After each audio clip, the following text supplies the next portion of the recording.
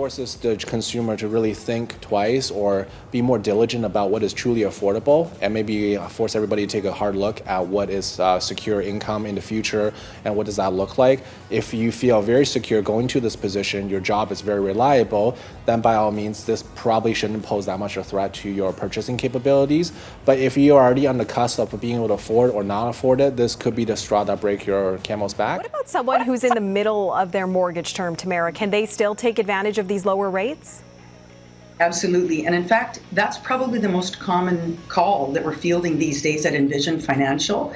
So lots of people inquiring about this. You can indeed what's called an early renewal, and it's called a blend and extend. This is an underutilized way to reduce your payment or alternately reduce your amortization, so your end game, and pay off your mortgage earlier. I would say 90% of cybercrime and phishing kind of starts with social engineering.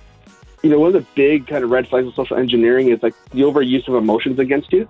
The fear emotion is a super common one. So if you don't do this right now, something bad's going to happen. If you spot into those, overuse of emotions against you, sometimes you can really spot those phishing trends.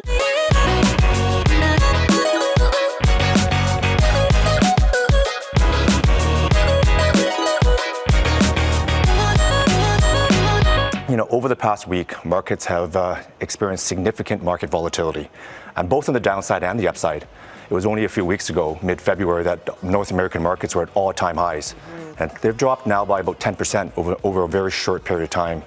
I think, as we've talked about, it's been triggered by the spread of COVID-19, and more importantly, the worries and uncertainty over the economic impact of the virus. There was so much uncertainty, and at Valley First, we tried to be very proactive and reach out to, as an advisor, I would reach out. And I was here on the show last in March, the beginning of March, right when the pandemic started, but the markets had already been quite volatile and seen some large swings.